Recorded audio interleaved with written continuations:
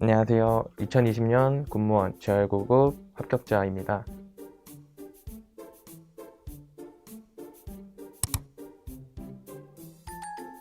3년 정도 직장을 다니면서 병행을 했고, 나머지 6개월 정도는 직장을 그만두고 수험생활에만 전념을 했습니다.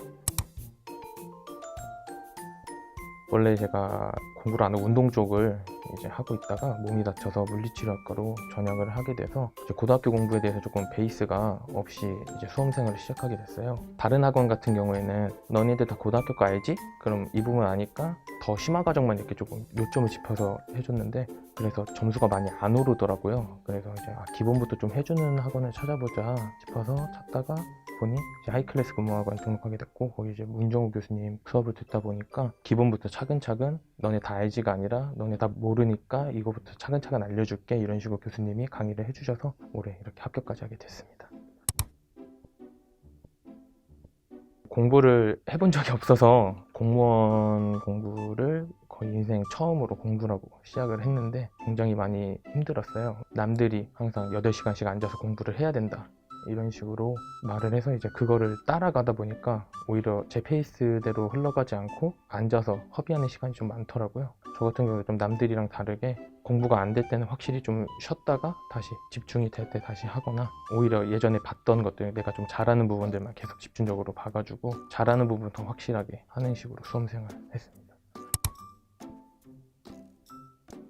16년도에 제가 졸업을 해서 올해 5년차 물리치료사거든요. 처음 졸업하자마자 병원에 딱 나갔는데 제가 생각했던 직장이 아니었던 거예요. 영업 플러스 의료 느낌이라서 조금 힘들더라고요. 그래서 그럼 내가 좀 진실된 치료를 하고 싶으면 어떻게 해야 될까라고, 어머니도 간호사셔서 이제 이거에 대해서 조금 얘기를 하다 보니까 공무직이나 이제 그런 식으로 나가야지 조금 너가 원하는 방향으로 치료를 할 수 있을 거다 싶어서 공기업도 찾아보고 의료기술직도 찾아보고 그다음 보건직도 찾아보고 군무원도 이제 알아봐서 그중에 가장 좀 제가 할 수 있는 치료가 무엇일까 보다 보니까 군무원이나 아니면 의료기술직이 낫겠다 싶어서 처음엔 이제 둘 다 알아봤는데, 표면적으로 봤을 때는 의료기술직이 아무래도 평균 커트가 더 높잖아요. 그럼 공무원이 좀 더 쉽겠네 이러고 막연히 그냥 생각만 하고 있다가 군대를 운 좋게 물리치료실에 또 복무를 해서 젊은 사람들이나 이제 나라를 위해서 조금 더 하고 싶은 마음이 있어서, 그래서 군무원을 좀 더 선택을 하게 됐습니다.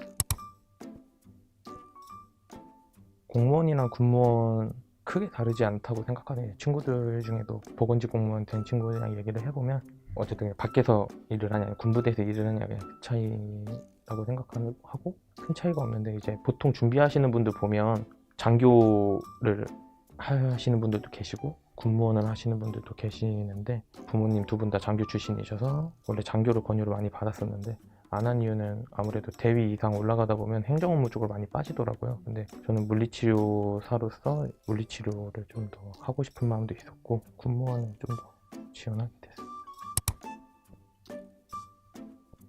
없다고 느끼는 이유는 아마 공부를 안 해봐가지고 이게 슬럼프인지도 아닌지도 모르고 아마 넘어갔던 것 같아요. 지금 생각을 해보면 아마 2년차 때쯤 되게 힘들었었는데 그때가 아마 제일 슬럼프였던 것 같은데, 근데 그때 모르고 지나가니까 딱히 뭐 극복 방법이나 그런 거 없이 그냥 시간이 다 해결해 주는 것 같은. 2010년도 수능을 볼 때 6등급 나거든요, 국어가. 사실 밥 벌어 먹고 사는 것도 되게 감지덕지한 상태에서 공부를 시작을 했고, 공부할 때 사람마다 집중력의 차이가 확실히 있는 것 같아요. 저 같은 경우는 외우는 거를 조금 잘하는 편이라서 이제 좀 외울 때 팁이라고 해야 되나? 저는 항상 외웠다고 생각하는데 막상 시험장 가면은 기억이 안 나는 경우가 되게 많잖아요. 근데 그거는 외운 게 아니더라고요. 나중에 생각을 해보니까. 나중에 마지막 수험 생활 때 어떻게 했냐면, 외워야 되는 부분을 이제 노트 같은 데다 적어 놓고 다른 과목을 아예 공부를 하러 가요. 그 외워야 되는 부분만 딱 해놓고 내가 외웠다는 느낌 받았을 때 딴 공부를 한 30분 정도 하고 다시 와가지고 빈 노트에다가 그걸 외웠는지 안 외웠는지 그대로 적어서, 적으면 외운 거고 못 적으면 다시 또 외우고 딴 공부를 또 다시 하러 가고, 이런 식으로 했거든요. 과목을 계속 넘나드는 이유는 한 과목을 30분 이상 못 보겠더라고요, 제가. 그래가지고 보통 강의도 45분에서 1시간 정도 되니까 강의가 다 끝나든 안 끝나든 상관없이 30분 단위로 끊어서 듣고 30분을 제가 그 강의에 대해서 정리를 하고 그다음에 또 다른 과목을 하러 가고, 이런 식으로 공부를 했거든요. 아마 집중력이 좀 짧으신 분들은 짧게 끊어서 다른 과목을 하면 좀 리프레시가 돼가지고 아마 집중력이 조금 더 유지가 잘 되실 거라고 아마 생각을 해서. 처음에 주변에서 공무원 한다 그럴 때 다 비웃었어요. 집에서도 가정 공부를 못했고 실제로도 지금도 많이 부족한 부분이 있고 다들 되겠냐? 라고 주변 반응도 있었고 뭐 되든 말든 한번 해보자. 인생 마지막 공부라 생각하고 처음이자 마지막 진짜 마음으로 준비를 했고 같이 준비하는 수험생 물리치료사 수험생분들끼리 항상 하는 얘기가 나 5년 차인데 친구들은 다 무슨 신경계 전문 물리치료사 땄고 뭐 정형 무슨 교육 다 들어서 지금 강사 나가고 막 석사 땄고 다 이런 얘기가 주변에 되게 많이 들려요. 그리고 누군 연봉이 얼마 돼 그러다 보면 내가 이러고 있는 게 맞나 싶은데 같이 준비했던 친구랑 했던 얘기가 나중에 30년 뒤에 25년 차나 27년 차나 똑같다. 지금 해보고 후회 안 하는 게 낫다라는 마인드로 항상 공부를 했고 혹시 지금 나이나 좀 이거 준비해야 되나? 안 되면 어떡하지? 라고 생각을 하신 분들이 계시면 진짜 먼 후에 후회 안 하게 열심히 그냥 준비 한번 해보시는 거 추천드리겠습니다. 네, 공중보건은 안 교수님 것만 들었던 그것도 똑같이 이제 국어처럼 다른 그분 거 들었는데 딕션도 별로 막 좋으신 편도 아닌 것 같고 강의 좀 재미없고 약간 그래가지고 그래서 찾다가 책을 한 권 사서 문제집을 딱 폈는데 앞에 이력서 이제 안진아 교수님이 보이는데 저희 엄마랑 똑같으신 거예요. 저희 어머니도 연대 보건대학원 나오시고 서정대 교수도 하고 계시는데 와 신기하다 이러고 그냥 그때 좀 흥미를 가져서 넘겨서 책을 보다 보니까 강의를 안 듣고도 책을 봤는데 볼만하네? 강의를 들으면 좀 괜찮겠다 해서 그때 처음 강의를 듣고 괜찮다 해서 안진아 교수님 것도 선택을 하게 됐는데 이제 운이 좋게 문 교수님 것도 옆에 같이 있어서 이제 그때 같이 듣게 됐죠. 직장 병행하다 보니까 인강이 좋았고 그다음에 실강을 제가 못 듣는 이유는 아까도 말했듯이 집중력이 짧은데 실강 같은 경우는 계속 앉아서 들어야지 습득이 가능하잖아요. 집중력이 좀 짧으신 분들은 본인 페이스대로 할 수 있게 인강이 조금 더 낫지 않나. 실강을 안 들어봐서 뭐 장점을 잘 모르겠지만 인강의 장점은 그런 것 같아요. 본인 페이스대로 강의를 끊었다가 갈 수 있는 게 가장 큰 장점인 것 같아서 인강으로.